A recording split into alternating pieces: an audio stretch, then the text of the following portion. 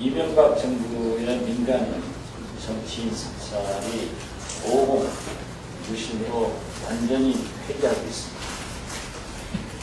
이때 이명박 대통령께서는 사정기관의 운영 실패를 점검하고 개선을 지시하셨다, 이렇게 말씀하고 계십니다. 물론 여기에는 국정원을 제외한다. 우리는 총리실, 이인규 주원관 등 2명이 구속됐습니다.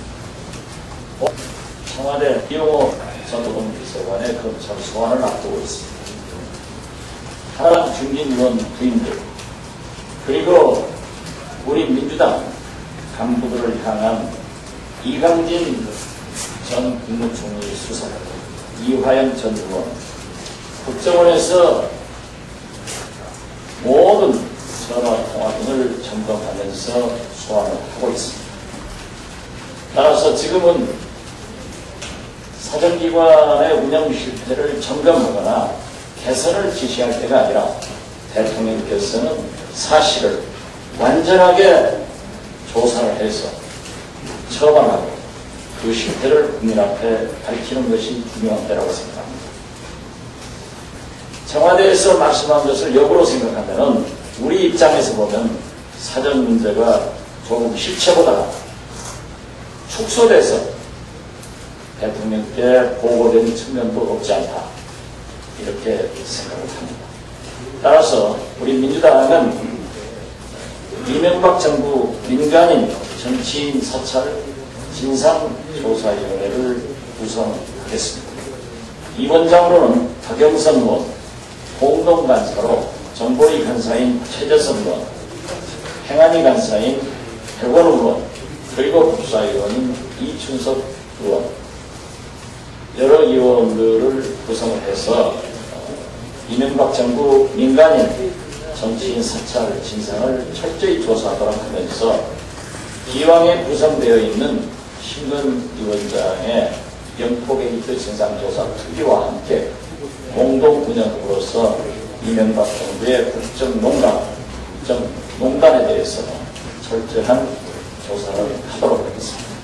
또한 우리는 검찰의 수사를 계속 지켜보면서 어떠한 경우에도 이러한 것이 이번에 반본색원되지 않는다고 하면 우리로서는 국정조사와 특검으로 이어진다는 것을 말씀드립니다. 방금 당 대표님께서도 말씀을 하셨지만 우리의 외교는 실패의 연속입니다. 천안함 사태로 인해서 유엔 안보리 의장 선거, 작년도에 이어서 금년도 베라르트 의장 선거, 한미 군사훈련, 여기에 북한의 보복성절, 또 유명한 외교부 장관의 야당 지지 젊은이들이 북한에 가서 살아라, 이러한 망언, 심지어 인도적 지원을 중단하고 쌀 36만 톤을 개, 돼지 사료로 사용하겠다고 하겠습니다. 따라서 우리 민주당은 지금까지 천안함 문제와 육자회담을 투출해도 대응을 해야 함에도 불구하고 아직도 이렇게 비핵화 과정에 많은 문제점을 노정하고 있기 때문에 이렇게 가다는 한반도 평화에 돌이키지 않을 그러한 상황이 오기 때문에 우리는 재보궐선거가 끝나면은 외교 대통령위원회를 즉각 소집해서 이러한 실패한 외교를 따지겠다는 것도 말씀드립니다. 청와대 비서관급 이상 60명에 대한 인사가 끝났습니다. 역시 영남 출신이 40%를 점하고 있고 그것도 핵심 조직은 전부 TK 출신입니다. 또한 고려대학교 출신입니다.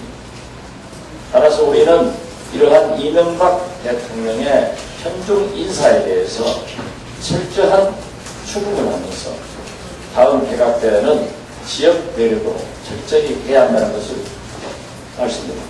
이상입니다. 이명박 한나라당 정부 2년 반 동안의 정치의 성적을 한마디로 요약하면 서민경제를 파탄내고 사실상 실업자가 400만 원을 훨씬 넘었었으니까요.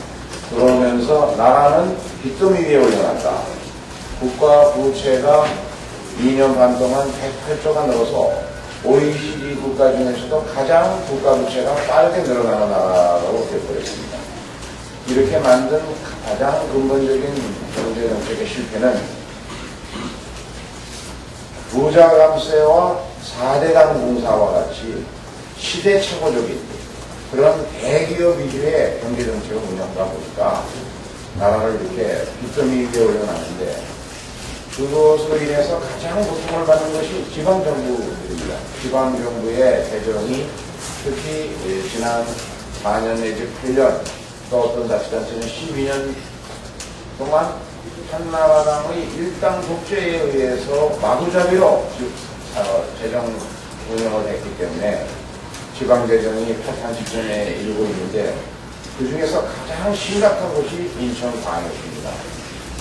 인천광역시와 산하 공기업 부채가 합하면 14배 이상 8년 동안 늘어났는데 제가 가장 일반적인 통계로 한번 만들어 봤습니다. 국회 예산정책처에 의뢰해서 작성한 통계인데 지금 재정의 경직성과 재정의 위험을 평가하는 지표로 일반 재원에서 정상 비용을 뺀 그런 가용 재원의 개념을 전체 세입과 비율을 내보면 16개 시도가 이런 순서로 되어 있습니다. 대개 낮은 데는 6%, 높은 데는 가용재원의 비율이 전체 세입에서 차지하는 비율이 28%, 서울시 같은 데는 부산시 같은 데는 이렇게 됩니다만은 이 인천시는 낮은 게 문제가 아니라 마이너스입니다. 마이너스. 이 마이너스라고 하는 것은 여기 가용재원이라는 것은 일반 재원에서 정상 비용을 뺀 건데 일반 재원이라는 게 인천시에서 거두는 지방세와 경상수입 그리고 중앙정부로부터 받는 보통교부세와 같은 보정금입니다. 그리고 경상비용이라는 게 인건비와 일반 경상운영비거든요.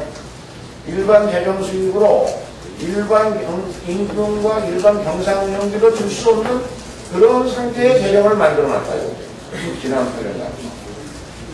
그런데 이것이 다가 아닙니다. 여기에는 공기업 부채가 안 들어가 있습니다. 인천도시개발공사의 부채가 지난해 말 기준으로 3조 5천억입니다. 4년 사이에 90배가 늘었습니다.